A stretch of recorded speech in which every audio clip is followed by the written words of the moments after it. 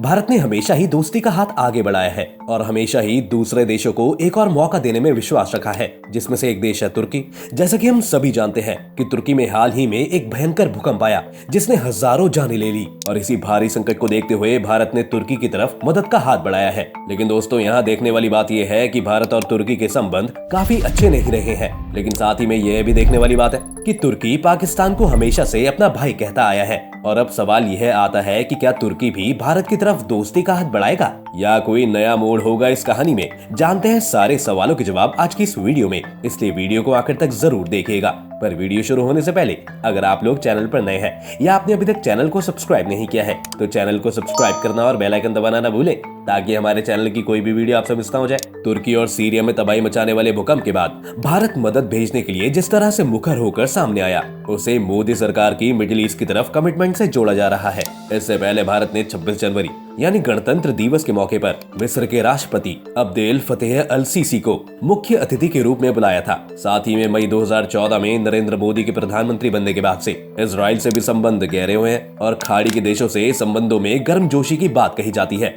नरेंद्र मोदी वह पहले प्रधानमंत्री हैं जिन्होंने 2017 में इजराइल का दौरा किया था। हम आपको बता दें कि ईरान के साथ भारत का संपर्क पुराना है और अब तुर्की के साथ भी दोस्ती मजबूत करने की कोशिश शुरू हो गई है। जब इन इलाकों में अमेरिका की मौजूदगी कमजोर पड़ने की बात की जा रही है, तब भारत अपना पैर जमाने की कोशिश कर रहा है। अमेरिका में पाकिस्तान के राजदूत रहे हुसैन हक्कानी ने द डिप्लोमेट में लिखा है कि भारत आजादी के बाद से मध्य पूर्व में सक्रिय रहा है, लेकिन हाल के सालों में इन इलाकों में भारत के इन्वॉल्वमेंट की क्वालिटी बदली है। मोदी की प्रायोरिटी मिडिल ईस्ट। मल्टीपोलर दुनिया में भारत एक ग्लोबल पावर बनने की तमन्ना के साथ आगे बढ़ रहा है। तुर्की और सीरिया में भारत की ओर से बड़े पैमाने पर राहत सामग्री का आना भारत के एम्बिशन को साफ दिखाता है। भारत अब आपदा की स्थिति में मदद अपने पड़ोसियों से आगे भी पहुंचाने के लिए तत्पर दिख रहा है। आपको बता दें कि तुर्की में भारत ने जो हालिया मदद भेजी है उनमें एक पूरा फील्ड हॉस्पिटल और मेडिकल टीम के साथ मशीन, दवाई के अलावा हॉस्पिटल बेड भी है, जिससे कई एक्सपर्ट्स का यह भी कहना है कि यह ह्यूमैनिटेरियन हेल्प होने के साथ साथ एक स्ट्रेटेजिक हेल्प भी है। भारत के इस रुख से पूरे मध्य पूर्व में एक मजबूत छवि बनेगी और इसी के साथ ही पश्चिमी एशिया को लेकर भारत की गंभीरता साफ दिख रही है। कई एनालिस्ट का मानना है कि अमेरिका का ज्यादा फोकस चीन और यूक्रेन संकट पर है।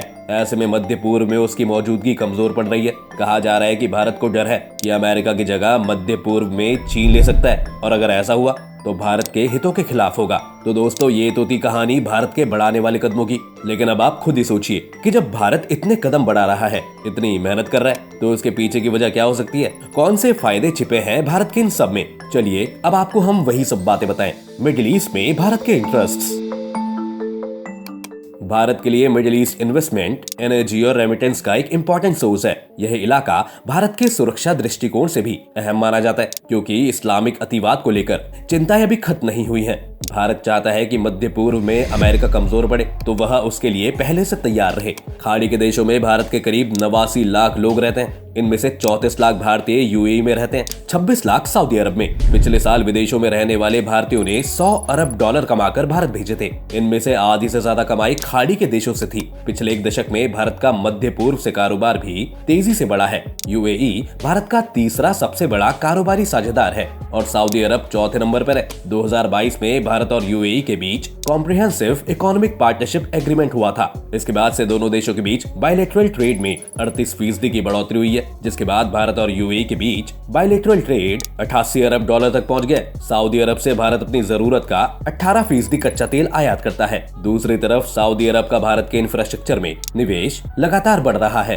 भारत अपनी जरूरत का 80% तेल और गैस आयात करता है और 60% आयात खाड़ी के देशों से। यूएई भारत के रणनीतिक तेल भंडार में भी मदद कर रहा है। भारत का मिस्र के साथ बायलैटरल ट्रेड 7.26 अरब डॉलर का है। मिस्र में 50 भारतीय कंपनियों ने 3.15 अरब डॉलर का निवेश किया है। भारत का इजराइल के साथ भी सुरक्षा संबंध काफी मजबूत हुआ है। भारत में रक्षा उपकरणों की आपूर्ति में इजराइल तीसरा सबसे बड़ा देश है। इजराइल का 43% हथियार निर्यात भारत में है। इजराइल के साथ भारत ईरान को भी इग्नोर नहीं करता है, जबकि ईरान और इजराइल दोनों एक साथ संबंध बनाए रखना आसान नहीं है। यह जग जाहिर है कि ईरान और इजराइल के बीच ऐतिहासिक दुश्मनी है जो हर दिन बढ़ती जा रही है। तो दोस्तों, जब हमने आपको इतनी बात बता दी है तो चलिए अब भारत और तुर्की के रिश्तों के बारे में भी आपको बता देते हैं। भारत और तुर्की दोस्त क्यों नहीं बनते?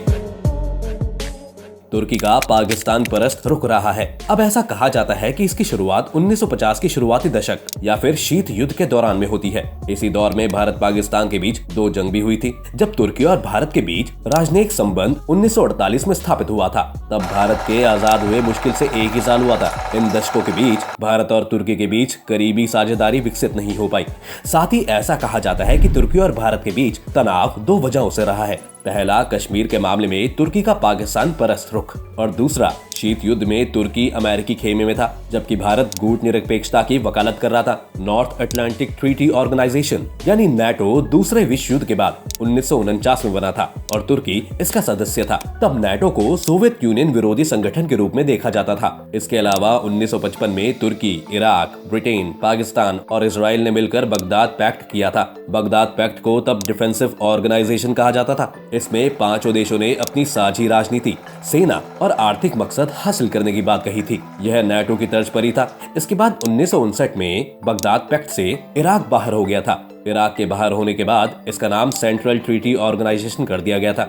बगदाद पैक्ट को भी सोवियत यूनियन के खिलाफ देखा गया था। दूसरी तरफ भारत कूट निरपेक्षता की बात करते हुए भी सोवियत यूनियन के करीब लगता था। जब शीत युद्ध कमजोर पड़ने लगा था, तब तुर्की के पश्चिम परस्त और उदार राष्ट्रपति माने जाने वाले तुर्गुत ओजाल ने भारत से संबंध पटरी पर लाने की कोशिश की थी। 1986 में ओजाल ने भारत का दौरा किया था और इस दौरे में ओजाल ने दोनों देशों के दूतावासों में सेना के प्रतिनिधियों के ऑफिस बनाने का प्रस्ताव रखा था। इसके बाद 1988 में भारत के तत्कालीन प्रधानमंत्री राजीव गांधी ने तुर्की का दौरा किया था, जिसके बाद राजीव गांधी के दौरे के बाद दोनों देशों के रिश्ते कई मोर्चे पर सुधरे थे। लेकिन इसके बावजूद कश्मीर के मामले में तुर्की का रुख पाकिस्तान के पक्ष में ही रहा, इसलिए रिश्तों में नजदीकी नहीं आई। 1991 में इस्लामिक देशों के संगठन ऑर्गेनाइजेशन ऑफ इस्लामिक कोऑपरेशन यानी कि OIC के विदेश मंत्रियों की बैठक हुई थी और इस बैठक में तुर्की के विदेश मंत्री ने कश्मीर को लेकर भारत की आलोचना की थी। 2003 में भारत के तत्कालीन प्रधानमंत्री अटल बिहारी वाजपेयी ने तुर्की का दौरा किया था।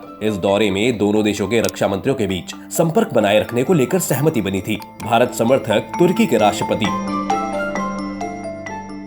द मिडिल ईस्ट इंस्टीट्यूट के मुताबिक बुलंट एज़ेवेट इकलौते टर्किश प्रधानमंत्री थे जिन्हें भारत समर्थक प्रधानमंत्री के रूप में देखा जा सकता है, क्योंकि उन्होंने पाकिस्तान में जनरल परवेज मुशर्रफ के तख्तापलट को मंजूरी नहीं दी थी। एज़ेवेट ने अप्रैल 2000 में भारत का दौरा किया था। पिछले 14 सालों में किसी टर्किश राष्ट्रपति का यह पहला दौरा था।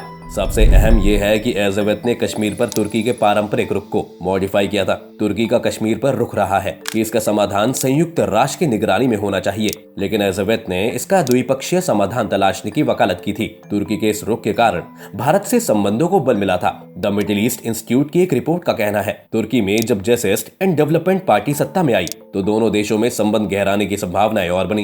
AKP EU के साथ चलने की बात करती थी और ट्रेड रिलेशंस मध्य पूर्व से बाहर ले जाना चाहती थी। भारत एक उभरती हुई अर्थव्यवस्था थी और पाकिस्तान के साथ ट्रेड के मामले में बहुत संभावनाएं नहीं थी। AKP ने भारत के संबंध बढ़ाने की कोशिश की, लेकिन पाकिस्तान से रिश्ते खराब होने की शर्त पर नहीं। 2008 में रेजेप तैयब एर्दोआन भारत के दौरे पर आए। इस दौरे में उन्होंने भारत के साथ फ्री ट्रेड एग्रीमेंट की बात रखी। अगले साल तुर्की का पहला नैनो सैटेलाइट भारत ने PSLV C-14 से अंतरिक्ष में भेजा। इसके बाद 2010 में तुर्की की तत्कालीन राष्ट्रपति अब्दुल्ला गुल ने भारत का दौरा किया और अंतरिक्ष रिसर्च में सहयोग बढ़ाने के लिए बात की थी। दोनों देशों के बीच कारोबार में भी तेजी आने लगी और 2000 में दोनों देशों का द्विपक्षीय व्यापार 50.5 करोड़ डॉलर का था, जो 2018 में 8.7 अरब डॉलर हो गया था। पूर्वी एशिया में चीन के बाद भारत तुर्की का दूसरा सबसे बड़ा ट्रेड पार्टनर बन गया। दूसरी तरफ पाकिस्तान का तुर्की से व्यापार 1 अरब डॉलर का भी नहीं पहुंच पाया है। 2017 में एर्दोआन राष्ट्रपति के रूप में भारत आए थे। एर्दोआन के साथ 100 सदस्यों वाला एक बिजनेस डेलीगेशन था, लेकिन नरेंद्र मोदी ने प्रधानमंत्री बनने के बाद तुर्की का एक भी दौरा नहीं किया है। मोदी के तुर्की नहीं जाने के पीछे भी पाकिस्तान एक अहम कारक माना जाता है। कश्मीर पर एर्दोआन का रुख भी पाकिस्तान के लाइन पर ही रहा है। 2010 में अफगानिस्तान पर तुर्की के नेतृत्व वाली वार्ता से भारत को हटा दिया गया था। इसके अलावा तुर्की ने न्यूक्लियर सप्लायर ग्रुप यानी NSG में भारत की सदस्यता का विरोध किया था। कहा जाता है कि तुर्की का यह रुख पाकिस्तान के दबाव में था। लेकिन पिछले कुछ सालों में एर्दोगान का रुख कश्मीर के मामले में मध्यम पड़ा है। एर्दोगान ने पिछले साल 20 दिसंबर को संयुक्त राष्ट्र की 77वीं आम सभा को संबोधित करते हुए कहा था 75 साल पहले भारत और पाकिस्तान दो सोवरेन देश बने, लेकिन दोनों मुल्कों के बीच शांति और एकता स्थापित नहीं हो पाई है। यह बेहद दुर्भाग्यपूर्ण है। हम उम्मीद और प्रार्थना करते हैं कि कश्मीर में उचित और स्थायी शांति स्थापित हो।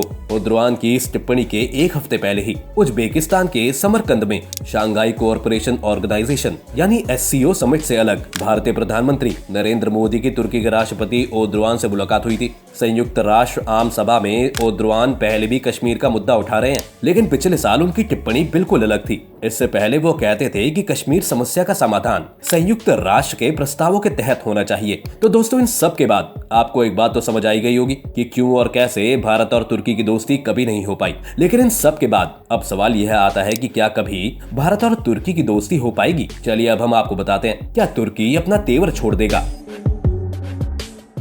तुर्की और भारत दोनों मिडिल पावर हैं और दोनों वैश्विक शक्ति बनने की चाहत रखते हैं, और साथ यूक्रेन रूस के हमले के बाद से वैश्विक स्तर पर मिडिल पावर वाले देशों की अहमियत बढ़ी है। यूक्रेन संकट में तुर्की और भारत दोनों समाधान तलाशने की कोशिश कर रहे हैं। कई बार दोनों देशों के हित आपस में टकराते भी हैं। भारत तुर्की में इसलिए मदद नहीं भेजता है कि वह पाकिस्तान के करीब है, तो यह नासमझी ही होती। भारत वहाँ मानवीय मदद भेज रहा है, लेकिन इसका असर इतना निरपेक्ष नहीं होता है। इसका असर द्विपक्षीय संबंधों पर भी पड़ता है। भारत की मानवीय मदद से तुर्की की विदेश नीति लंबी अवधि के लिए बदल जाएगी। एक्सपर्ट्स कहते हैं कि तुर्की में अभी जो सत्ता है वो इस्लाम की राजनीति करती है। उसकी राजनीति में पाकिस्तान एक पक्ष रहेगा। हाँ, इतना जरूर हो सकता है कि एर्दोगान संयुक्त राष्ट्र में कश्मीर को लेकर भारत के खिलाफ जो बोलते हैं उसे बोलना बंद कर दें। तुर्की जहाँ है वह बेहद अहम इलाका है। तुर्की से मध्य एशिया जाना आसान है, यूरोप से सीमा लगती है, मध्य पूर्व में पहुंचना आसान है। उसके बाद ऑटोमन साम्राज्य की विरासत है, इसलिए इस्लामिक दुनिया का नेता भी बनना चाहता है। तुर्की को पाकिस्तान से कोई फायदा नहीं है, लेकिन इस्लाम के नाम पर साथ दिखाना मजबूरी है। अरे देवा, ये गड़बड़ है बाबा।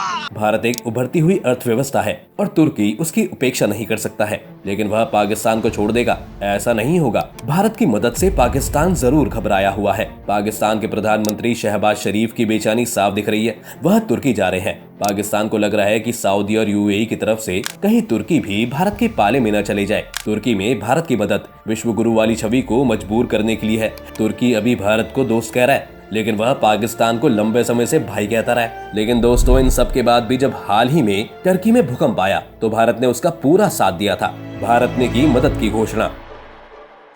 तुर्की के राष्ट्रपति रेसेप तैयप एर्दोगान चाहे कश्मीर का मुद्दा हो या कोई दूसरे मुद्दे हो, हमेशा से ही भारत का विरोध करते रहे हैं। लेकिन भारत दुनिया के हर मंच पर वसुदेव कुटुंबकम की बात करता रहा है। भले ही तुर्की अंतर्राष्ट्रीय मंचों पर पाकिस्तान के साथ और भारत के खिलाफ खड़ा रहता है, लेकिन भारत ने उसे मदद की पेशकश करके अपनी नीति दिखाई है। भले ही तुर्की ने कश्मीर के मुद्दे पर भारत का साथ नहीं दिया हो, वह भारत के खिलाफ पाकिस्तान की हाँ में हाँ मिलाता हो, पर जब तुर्की आज दुख दर्द में है तो भारत ने उसकी तरफ मदद का हाथ बढ़ाया है। भूकंप के इस ज़लज़ले ने तुर्की को हिलाकर रख दिया है। वहाँ के हालात काफी खराब हैं और इसी बात को देखते हुए इधर PM नरेंद्र मोदी ने तुर्की को मदद की पेशकश की है। प्रधानमंत्री नरेंद्र मोदी के ऑर्डर के बाद भारत सरकार ने भूकंप प्रभावित तुर्की को मदद भेजने का फैसला किया है। भारत तुर्की को नेशनल डिजास्टर रिस्पांस फोर्स यानी कि NDRF का सर्च एंड रेस्क्यू टीम्स के साथ साथ मेडिकल टीम्स और रिलीफ मटेरियल भेजेगा। सरकार की ओर से इस संबंध में एक ऑफिशियल स्टेटमेंट भी जारी की गई है। इसमें कहा गया है कि PM मोदी के प्रधान सचिव PK मिश्रा ने इमीडिएट रिलीफ मेजर्स पर चर्चा करने के लिए साउथ ब्लॉक में एक बैठक की और वहां डिसीजन लिया गया है।